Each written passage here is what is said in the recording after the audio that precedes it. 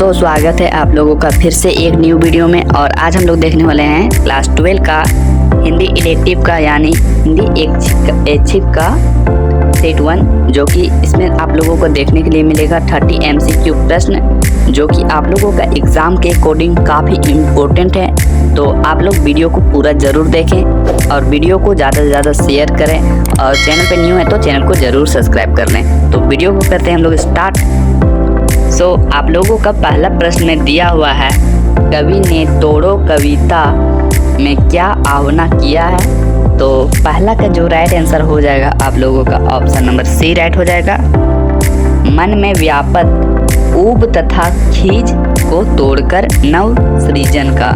और आप लोगों का जो दूसरा नंबर प्रश्न में है, इसमें दिया हुआ है कि बसंत आया कविता में कवि की क्या चिंता है। तो जो दूसरा नंबर क्वेश्चन है, इसका आप लोगों का राइट आंसर हो जाएगा ऑप्शन नंबर सी राइट हो जाएगा, मनुष्य की प्राकृतिक से रिश्ता टूटना।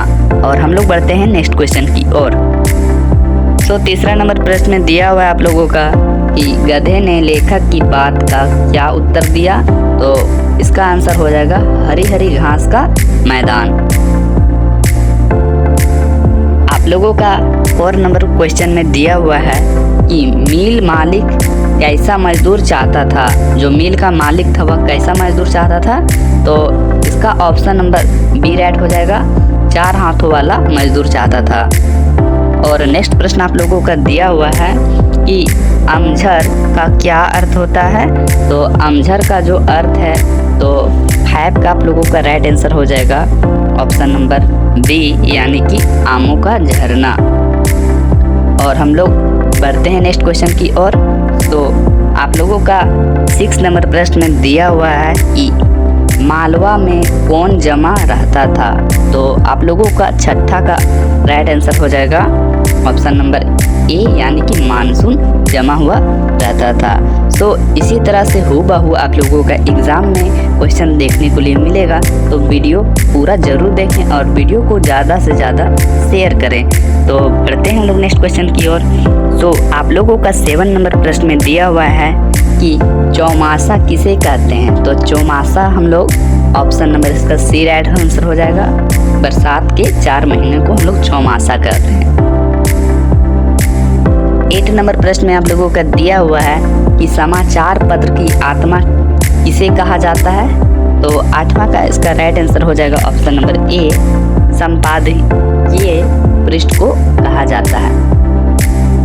9th नंबर प्रश्न में आप लोगों का दिया हुआ है कि रिपोर्ट की प्रस्तुतिकरण की प्रक्रिया क्या कहलाती है। तो इसका आंसर हो जाएगा आप लोगों का ऑप्शन नंबर डी, यानी कि रिपोर्टिंग कहलाएगा। 10 नंबर प्रश्न में आप लोगों का दिया हुआ है आलेख एक विधा है। जो आलेख है एक विधा है किसकी। तो इसका आंसर हो जाएगा ऑप्शन नंबर ए, गद्य की। हम लोग बढ़ते हैं नेक्स्ट क्वेश्चन की ओर। और नेक्स्ट क्वेश्चन आप लोगों को दिया हुआ है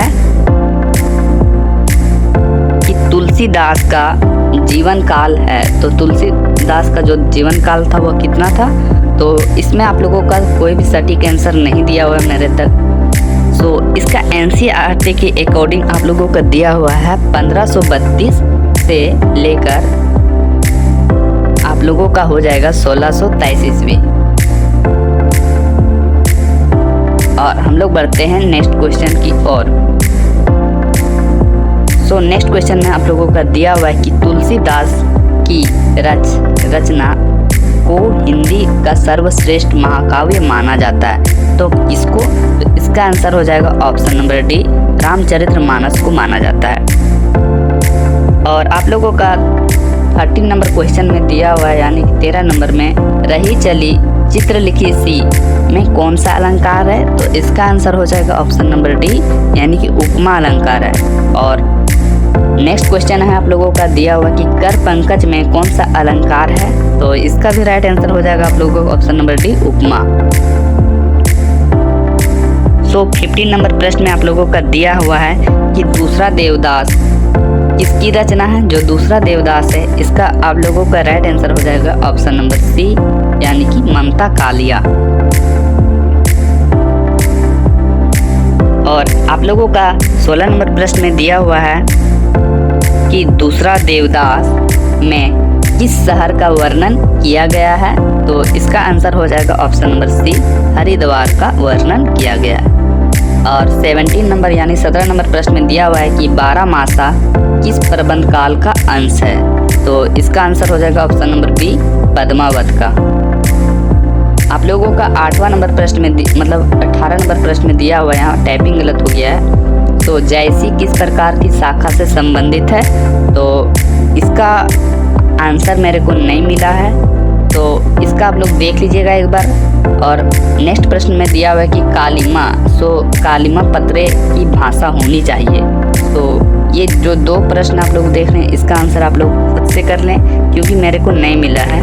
तो हम लोग बढ़ते हैं सीधे 20 नंबर प्रश्न की ओर। और 20 नंबर प्रश्न में आप लोगों का दिया हुआ है कि पूर्व में प्रेषित पत्र का उत्तर ना आने की दशा में कार्यालय को पुनः स्मरण दिलाने के लिए भेजा गया पत्र क्या कहलाता है। तो जो आप लोगों का 20 नंबर प्रश्न है, इसका आंसर हो जाएगा अनुस्मारक, यानी कि ऑप्शन नंबर बी राइट हो जाएगा। और 21 नंबर प्रश्न में दिया हुआ है आप लोगों का कि जयशंकर प्रसाद का जन्म कब हुआ। तो इसका आंसर हो जाएगा ऑप्शन नंबर बी, यानी कि 1889 को हुआ।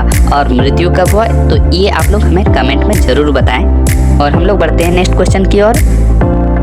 जयशंकर प्रसाद का जन्म कहाँ हुआ था।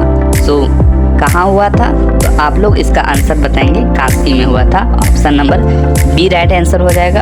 और हम लोग बढ़ते हैं 23 नंबर प्रश्न की ओर। आप लोगों का 23 नंबर प्रश्न में दिया हुआ कि देवसेना का गीत किस नाटक से लिया गया है। तो देवसेना का गीत जो था वो स्कंदगुप्त से लिया गया है, यानी कि option number C right answer हो जाएगा। और हम लोग बढ़ते हैं नेक्स्ट क्वेश्चन की ओर। आप लोगों का नेक्स्ट क्वेश्चन में दिया हुआ है कि हिंदी में संपूर्ण वर्णों की संख्या कितनी होती है, यानी कि जो हिंदी में वर्ण होते हैं वो संपूर्ण वर्णों की संख्या कितनी है। तो option number C right answer हो जाएगा, 52 होती है। और हम लोग बढ़ते हैं नेक्स्ट क्वेश्चन की ओर। देवसेना कहाँ का राजकुमारी थी। जो देवसेना थी वो कहाँ की राजकुमारी थी। तो इसका आंसर हो जाएगा ऑप्शन नंबर आ, यानी बी, मालवा की राजकुमारी। और हम लोग बढ़ते हैं नेक्स्ट क्वेश्चन की ओर। 26 नंबर प्रश्न में आप लोगों का दिया हुआ है कि रामचंद्र शुक्ल का जन्म किस राज्य में हुआ। तो जो रामचंद्र शुक्ल थे इनका जन्म हुआ था उत्तर प्रदेश में। तो option number C right answer हो जाएगा। 27 नंबर प्रश्न में दिया हुआ है कि हिंदी साहित्य का इतिहास के लेखक को क्या नाम है। तो इसका आंसर हो जाएगा ऑप्शन नंबर सी, यानी कि रामचंद्र शुक्ल। और बढ़ते हैं नेक्स्ट क्वेश्चन की ओर। 28 नंबर प्रश्न में दिया हुआ कि कार्नेलिया का गीत कविता का रचयिता है। तो इसका आंसर हो जाएगा जयशंकर प्रसाद। और 29 नंबर प्रश्न में दिया हुआ है आप लोगों का कि वन का पर्यायवाची शब्द है। तो वन का पर्यायवाची शब्द क्या है। तो इसका आंसर हो जाएगा ऑप्शन नंबर सी, यानी कि विपिन। नेक्स्ट प्रश्न आप लोगों का दिया हुआ है।